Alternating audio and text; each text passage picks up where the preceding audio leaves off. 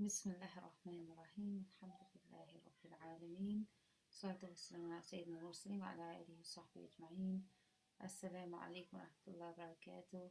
Dear brothers and sisters, today is going to be a brief talk on how to manage your sleep during Ramadan. It is something that a lot of people do ask about and we do struggle with. And so inshallah, I hope this brief presentation will be helpful. I'm just going to share my screen.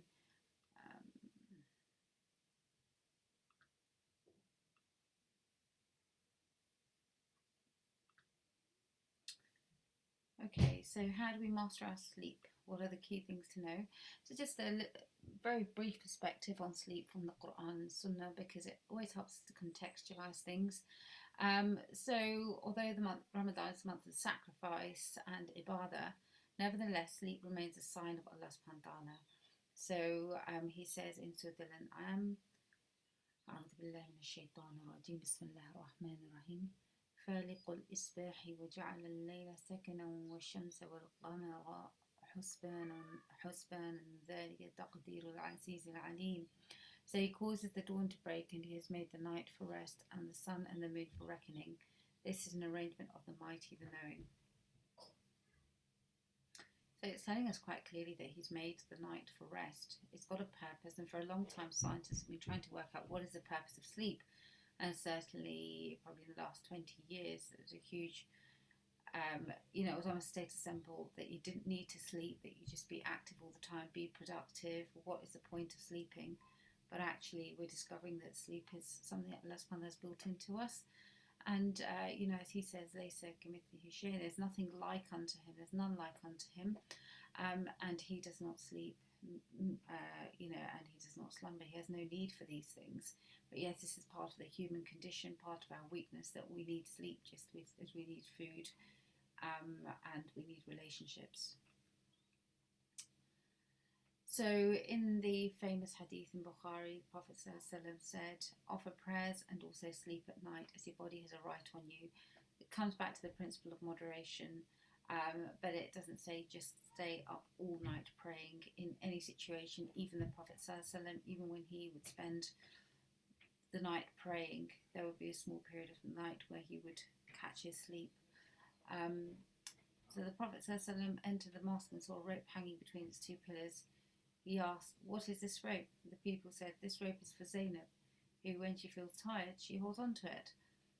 And that would be to keep her up at night so she wouldn't fall asleep while she was praying. But the Prophet said, don't use it, remove the rope. You should pray as long as you feel active, and when you get tired, sleep. Remember, if you're in a drowsy state, you might make a mistake. You might not even be aware of what you're saying. And Allah subhanahu wa ta'ala doesn't want excessive hardship. He doesn't want hardship for us. And, our religion is one of moderation. So what is sleep? Sleep is something that, happens to us when we lie down, when we're tired, and we shut our eyes. But actually, it's a very active state of mind. I often think of it like a washing machine. So, it's a cycle that gradually builds up, and then you have, the sort of the spinning and the fast spin, and you've got the sort of cleansing of all the dirt, and then you've got the drainage process. So it's a highly active process, and it's similar for us in our brains. We'll talk about sleep cycles in just a second, in that we start off in a lighter sleep and then we gradually move through these more active states until we are ready to wake up again. Sleep is very important in many, many ways. There is so much research emerging of the impact of loss of sleep or irregular sleep or erratic sleep. But for the purposes of this talk, sleep is important for mood, helps to regulate our cortisol levels. Cortisol is one of the key hormones that keeps us alive. It's associated with waking up, it's associated with blood sugar levels, hormonal regulation, stress levels, our overall health. Sleep is important in terms of aging. It's important in terms of life expectancy, regulating the immune system, processing our thoughts and consolidating memory. So in terms of mental health, and removing cancer cells. So it's overall actually an essential process. And if our sleep isn't right, our health and our well-being, our ibadah, our energy levels, our relationships will not be right. There's a stage in the sleep where you may experience muscle paralysis, experience dreams. So again, this is part of the body going through different cycles. And spiritually, we know it's been described as a minor death. And so when we wake up from our sleep, we make dua, Bismillah Allahumma mudu ahya. In the name of Allah, we sleep and we wake. We die and we wake. So, we die and we are resurrected. Okay, so this is a short slide on sleep cycles. So there are essentially 4 sleep cycles plus the REM stage. So the first stage is where we lie down in bed. It should take about 5 to 10 minutes. If it's taking more than 20 minutes, there is a problem, but it's when we're drowsy and we're starting to fall asleep. If you knock out as soon as you hit the pillow, then you are much too tired, and your sleep cycles aren't probably, right. When you're going to bed isn't probably the right thing either. The light sleep stage should last about 20 minutes, so that's the next stage. And then you fall into sort of moderate sleep, deep sleep, and rapid eye movement sleep. So if you add up these cycles, they add up to about 90 minutes. So in this first stage, we're falling asleep. Second stage, and the blood pressure and the heart rate drop, the body starts to relax. In the third stage, you're not in the deepest part of the sleep, but you're starting to go into deep sleep. Which is also known as delta wave sleep. The muscles will eventually, they may be paralysed. And so together, stages 3 and 4 are, essentially they make up deep sleep. And then rapid eye movement sleep is before we wake up. It's not entirely sure what happens, what the purpose is of rapid eye movement sleep, REM sleep. The rest of this is all non-REM sleep. But we know it's important in terms of mood, memory, emotions, various things. And if you wake up in these stages, you will start to feel very, very groggy. You may have muscle paralysis, and you will just not feel quite right.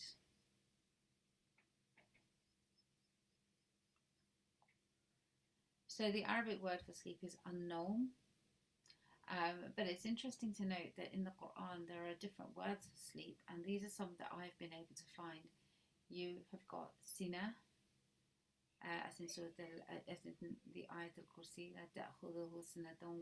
so it's been equated, the paper that I was looking at, with drowsiness, which could be stage 1. Nu'as, slumber, as in the slumber that overtook the warriors on the Battle of Uhud, and it was recuperative and restorative, so it wasn't like a deep or prolonged sleep, but it was a slumber that overcame them. So it's like the blood pressure, the heart rate may have dropped. You've got ruqud, which is a prolonged sleep, and that's been linked with perhaps a story of the sleepers of the caves, of the Kahf, whereas you would have thought them awake, but actually they were in sleep. They were asleep. So that's probably stage 3. So when you're going into deep sleep. Hujul, and this is a recuperative night sleep. And Sobat, as in Sultan Naba, restorative sleep, which may well be stage 5. The REM sleep, when you're starting to have the rapid eye movement. But this is a model, only Allah subhanahu wa ta'ala knows best, but it was quite interesting that the Quran has different words for different types of sleep. So what are the factors that affect sleep in Ramadan? Well, firstly, we have sleep cycles, we have a change of routine, we have a change of diet, so we're eating at different times. We might be eating late or very early. We might be having a lot of deep fried foods, delicacies. But again, the key, I'm not going to go into the diet too much here today, but it's important to know that blood sugar fluctuations can also affect the quality of sleep and being able to fall asleep. And these can be mitigated by a high fibre diet. Daylight exposure, so people change their routines. If you're lying in and you miss that morning walk or that morning exposure to sunlight, that can also affect the quality of your sleep. I think part of Ramadan will be during the Easter school holidays. However, most of us who are still continuing to work, this should be less of a problem. Getting exercise can sometimes be a problem at the best of times, but daily exercise, it doesn't matter how short it is, even if it's for 10 minutes, but ideally for 30 minutes a day, allows you to have a deeper, better quality sleep. And stress levels can keep you up, so an overactive mind, not switching off properly before going to bed. And in Ramadan, sometimes it can be the fact that we're just doing too much. And I don't mean spiritually, I mean that we need to cut back on unnecessary commitments and make those plans beforehand. Our sleep routine is also affected by, some of these factors. So tarawih, so we may be praying late. We may be getting up super early to do some extra nafil before the suhoor meal, because that time is very valuable. It's the hajjat time. Having suhoor, so having an early breakfast. Perhaps we're taking a siesta. And, our sleep is also governed by work and other routines. So how can we make all of this work? So just going back to the previous slide, before I cover the sleep cycles, some of these are things that we can't do much about. So, for example, Tarawih is a voluntary prayer, but if you start to feel drowsy, we've seen, then perhaps it's better to rest and maybe make up the rest of the prayer at suhoor time, the hajjat time. And remembering it's a voluntary prayer and we do it, but we don't do it so that we're drowsy in the prayer and we're falling asleep and we don't know what we're reciting. Again, the suhoor is a sunnah. We don't want to miss that sunnah. We don't want to miss a special time for extra salah. The siesta is something that is kind of situational, but if you are able to take even a 10-minute break at work, you'll find that very recuperative, or a 10-minute break with your children. And work and other routines, it might be worth having a discussion with your work colleagues before Ramadan to see what adjustments can be made. For example, a shorter working day or a longer lunch break so you can have a siesta, or cutting back on things that are not necessary for the month. So how can we optimize our sleep cycles? The easiest way to do this is to keep a diary. So what you would do is just note down, when you first start to feel tired in the evening, note that time. And often for a lot of people, maybe around 9 o'clock in the evening, you just feel like you just want to crash out. It's a cycle, so you can probably override it.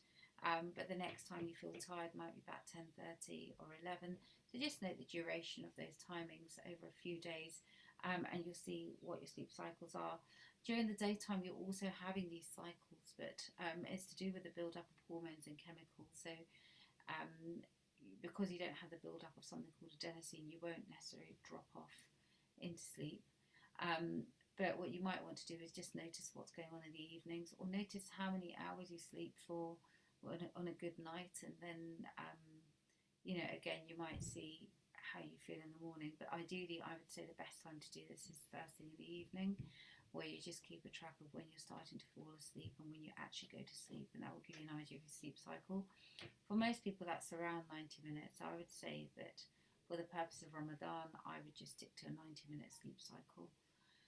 You need to aim for completed sleep cycles to avoid feeling groggy, tired, grumpy, moody, and lethargic.